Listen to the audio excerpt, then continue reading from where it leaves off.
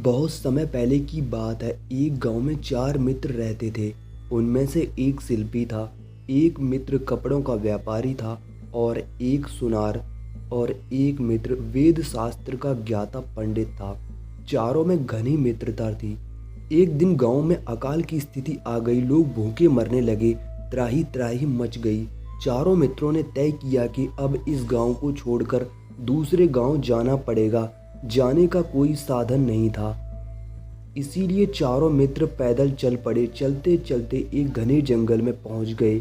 दिन ढलने लगा। इस अंधेरे में वन को पार करना कठिन था, इसीलिए चारों ने निश्चय किया कि वे एक पेड़ के नीचे रात गुजारेंगे और सुबह यहाँ से निकल जाएंगे।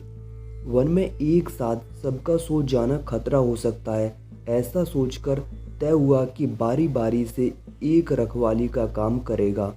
सबसे पहले शिल्पी ने रखवाली का बीड़ा उठाया। तीनों मित्र लेट गए और शिल्पी ने सोचा, जगना तो है, क्यों न इस काठ के टुकड़े से कुछ बनाया जाए।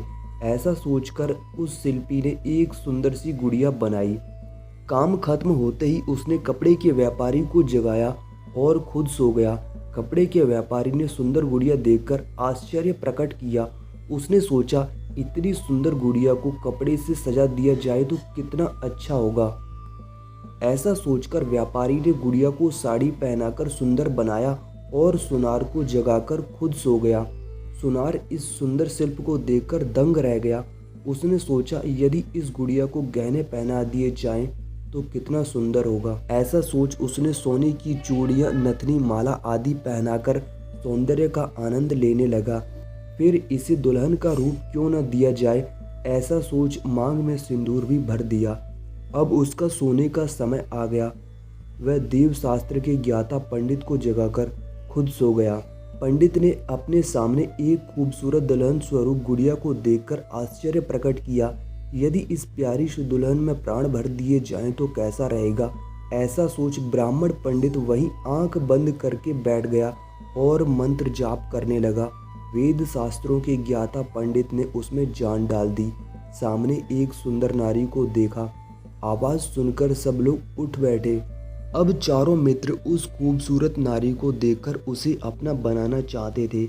इस पर झगड़ने लगे। खींचातानी को देखकर वह सुंदर नारी चिल्लाकर कहती है, बंद करो, इस प्रकार क्यों लड़ रहे हो। थोड़ा रुककर फिर वह बोली, सब आंखें बंद कर लें, सामने देवी प्रकट होगी। वह न्याय संगत इस समस्या को सुलझा देंगी। बंद कर लीजिए अपनी आंख। और चारों मित्रों ने अपनी आंखें बंद कर लीं। तब उसने देखा कि एक देवी सबके सामने खड़ी है। देवी ने उन चारों की समस्या को जाना।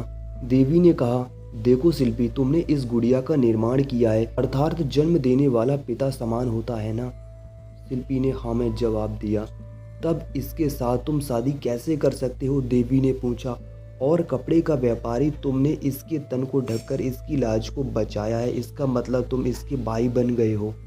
इसी बीच वेद शास्त्र का ज्ञाता कहने लगा, देवी, मैंने ही इसको जीवन दान दिया है। देवी ने कहा, तब तुम इसके गुरु समान हो, तुम इससे कैसे शादी कर सकते हो। पंडित ने भी हामी के साथ सिर हिला दिया। अंत में देवी ने सुनार से बोला, तुमने इस सुंदर स्त्री को आभूषण से न केवल सजाया है, अपितु इसकी मांग में सिंदूर भरकर इसे वर भी लिया है, इसीलिए इससे शादी करने का तुम्हारा ही अधिकार है। ऐसा कहकर देवी अंतर्धान हो गई। अब चारों मित्र मिलकर सुनार के साथ उस सुंदर नारी का विवाह कर देते हैं और फिर से अपनी मित्रता को आजीवन निभाते हैं।